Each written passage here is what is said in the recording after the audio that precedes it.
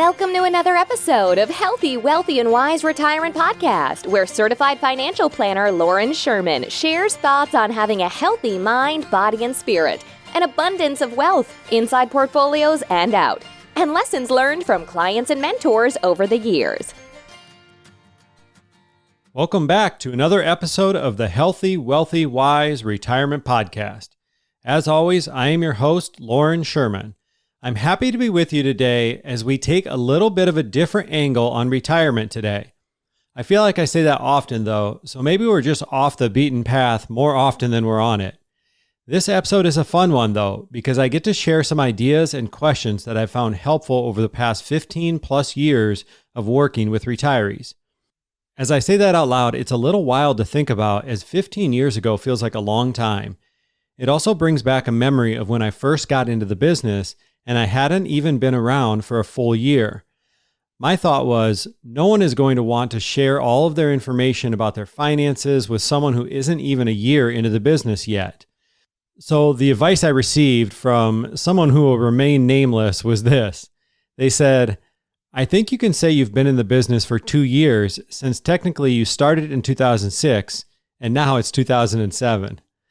I laughed at this, and it was also perhaps a bit of foreshadowing as to why people don't always trust financial advisors.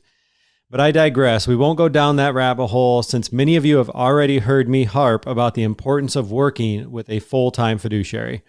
So with that long intro, let's dive into it. I've divided this chat into 3 different parts. First, we'll start off by discussing the money scripts we all have in our heads. Then we will move into 3 important questions that George Kinder asks us to ponder. At our firm, we cover this with all retirees we work with, and if you're not familiar with George Kinder's work, you'll definitely want to tune in and take notes for this part.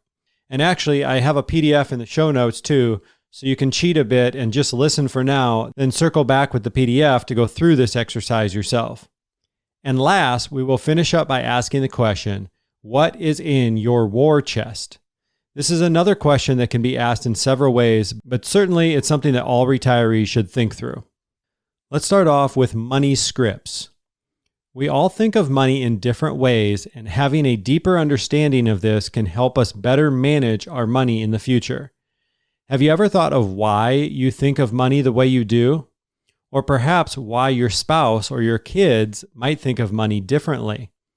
To varying degrees, we all have some preconceived notions or go-to thought patterns regarding money, and this is what we call your money scripts. Let's look at a few more questions as we consider your money scripts. What was money like when you were a kid? Was it a taboo topic or freely discussed? Was it seen as a source of greed or a way to enjoy vacations and help others?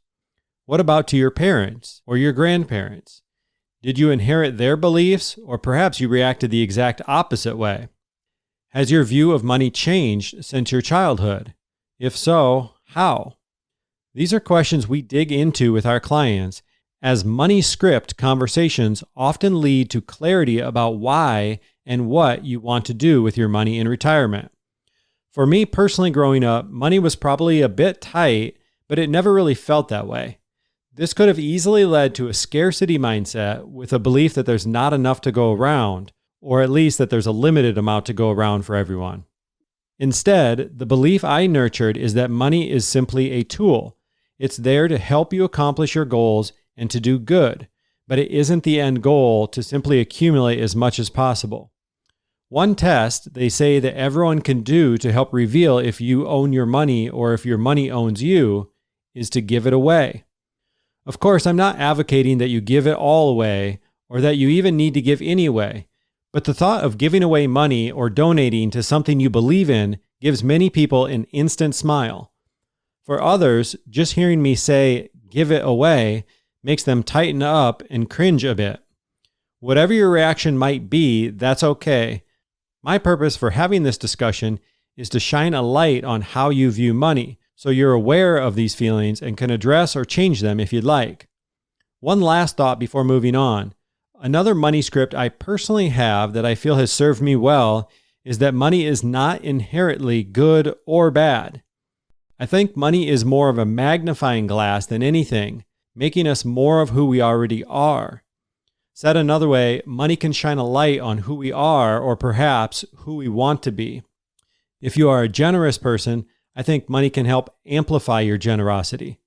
On the other hand, for the greedy person, more money will probably just make that greed more apparent to everyone else. You may or may not agree, but I thought I would share a couple of my own money scripts as you think through yours. Let's move on to our second topic for today's episode, Kinder's 3 questions. At our firm, we have a process our clients go through called retirement readiness, and we believe that the how within this process is only important once we first understand the why behind it. So the how is more like, let's use this, and this investment with this particular income strategy paired with these 3 tax strategies.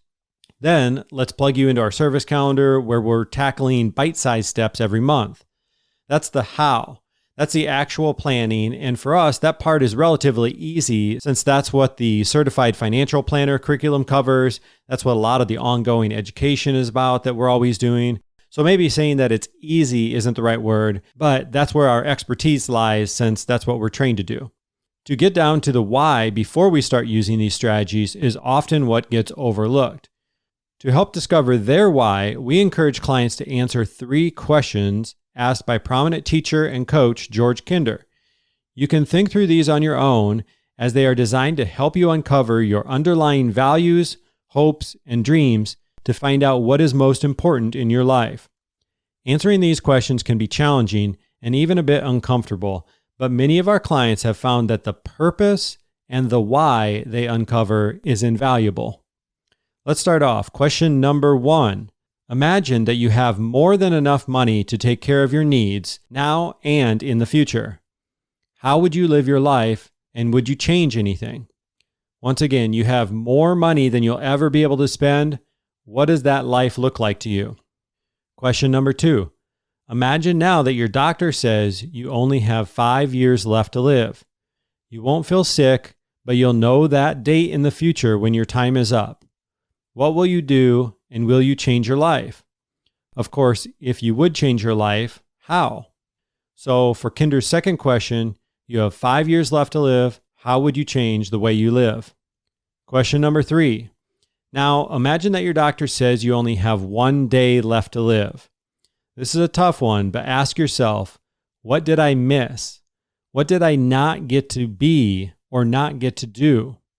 What am I most proud of? So here we're reflecting. There is no more time left. Looking back on our life, what are we happy that we spent our time and energy on? And what do we maybe look back on with some regret? Putting thought into these 3 questions will give you a better understanding why you and your loved ones make decisions a certain way. It might uncover if or why you hold fears that others may see as irrational. Or it could give you some insight if you are the saver who tends to pinch pennies a bit, or maybe the spender who lives in the moment and worries about tomorrow when it comes. Simply being aware of these tendencies is a great first step and gives you the opportunity to leverage your positive traits and manage the not so positive ones. We dive deeper into these strategies with clients, but one simple approach is to think of your family, your goals, and your future self when making big decisions. Even having pictures of each, your family, goals, and future self, located where you can often see them is a powerful visual reminder. One study found that people who simply looked at a picture of their children prior to making a financial decision saved more than twice as much as the control group. That's a little eye-opening to me and reinforces just how much our emotions can affect our financial decisions. I encourage you to circle back to Kinder's 3 questions on occasion, especially if you find them to be helpful here. Too often in life, we find something that's helpful or something that works, and we forget to come back to it. Moving on to our third topic for today's episode, we ask the question, what's in your war chest? I always remind clients that no matter how things are going at the moment, that it's a matter of when the markets will go down, not if the markets will go down.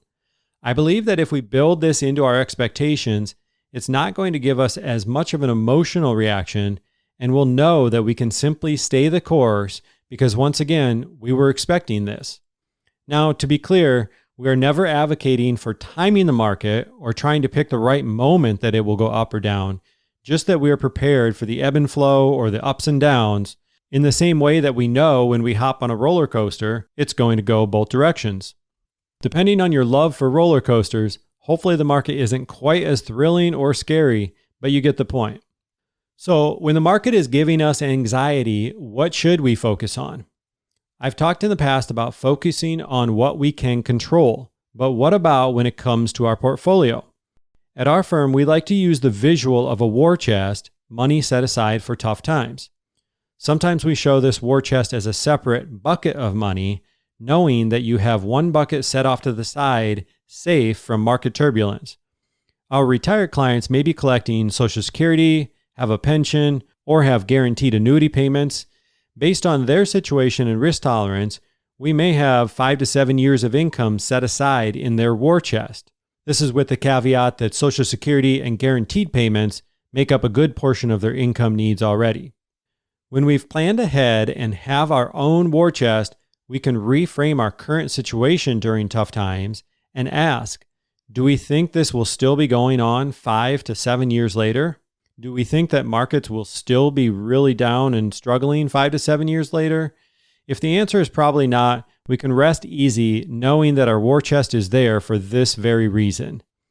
If you are not sure if you need a war chest or how many years of income should be in it, you may want to take advantage of our financial software, which helps answer these questions. You may be surprised to hear that on average, the market has dropped about 15% from its high to low every single year for the last 40 years. So on average, we are seeing 15% swings very regularly. If we aren't prepared for this or we don't have money set aside for income when markets aren't cooperating, we're going to be very frustrated with our retirement plan. Wrapping up with this thought, to make your portfolio last longer in retirement, it's important to have money set aside so you don't have to take income from depressed assets in a down market. It's equally important that your war chest is working for you rather than sitting in cash earning little or no interest. This is a big mistake we see retirees make as they let others earn interest off their safe money rather than keeping more of it themselves. We won't get into specifics on this episode as any recommendation requires a more personalized conversation. But if you'd like to find out more and see how much this could be affecting your own retirement, feel free to start off by taking that 2-minute quiz that's linked in our show notes. Then you can hop on my calendar if you'd like a complimentary call. As always, check out the show notes for any other resources and a copy of those questions that I've asked you to ponder. You can also head over to healthywealthywiseretirement.com to see any past episodes or connect with our team to learn more. That's it for today, so take care, and I'm looking forward to connecting again in 2 weeks. Thank you so much for listening and supporting this podcast. If you've enjoyed listening, we would love if you took a quick moment to leave an honest review. Of course, we're shooting for 5 stars, but if you have suggestions to improve the show, we would love to hear from you too. Just click on the podcast name, Healthy, Wealthy, and Wise Retirement Podcast, and scroll down to ratings and review. Thanks again for your support, as this helps us reach a wider audience and help even more retirees just like you. This podcast is for entertainment and informational purposes only and is not intended as a specific tax, legal, or investment advice. Lauren Sherman is a certified financial planner and co-owner of Integrity Wealth Management, an investment advisor serving retirees in search of their own healthy, wealthy, and wise retirement lifestyle.